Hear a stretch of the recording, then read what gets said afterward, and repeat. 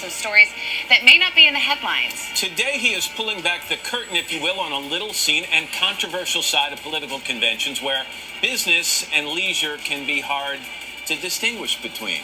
Good to see you guys. That is exactly right. You've seen it. Philly is hopping this week, and it's not just the parks you see on TV. There are parties all over this town.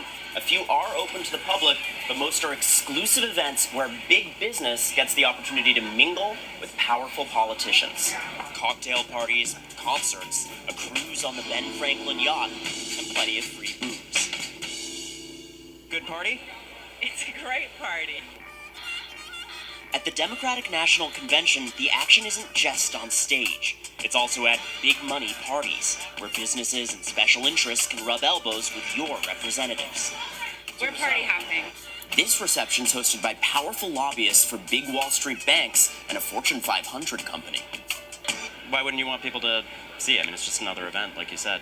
We just tried to get into this party behind us, and they sent out a representative from one of those lobbying firms who told us, you cannot come in here, you can't see what's happening behind those doors, but it's what's happening all over this town.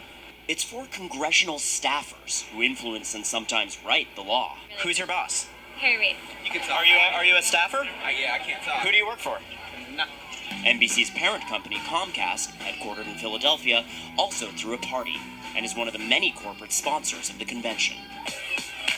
Political conventions used to be publicly funded, but since Congress did away with that 2 years ago, private donors have stepped in, footing the bill for the conventions and all those parties. I'm going back to D.C. Melissa Yeager of the watchdog group The Sunlight Foundation is in Philadelphia following the money. What exactly do companies get out of these parties? They get access and they get their phone calls returned. Is it legal? It is legal. Is it ethical? I think the American people on both sides of the aisle have voiced concerns about this type of activity. Companies throwing the parties have to comply with specific rules like serving hors d'oeuvres and not full meals. But those rules don't always apply to all kinds of events. For instance, certain charity functions. $15,000 will get you in on this charity golf game at one of the most exclusive courses in the country, where members of Congress and governors are hobnobbing with hosts like T-Mobile, Duke Energy, and Continental. The money goes to charity, but the corporate sponsors also get plenty of face time with political bigwigs. Will do. Thanks. We're asked to leave almost immediately. Press are rarely invited to these events, unless they're hosting them themselves, as some media outlets did this year. We did get into this concert, featuring Joe Walsh of the Eagles, hosted by the Distilled Spirits Council and the Wall Street Journal. You got to rub some elbows, right? Some elbows. Let's give a big round of applause. That's Senator Dick Durbin. And Senator Mark Warner, who's on the Senate Finance Committee that oversees tax law, plus chiefs of staff for at least 3 other senators.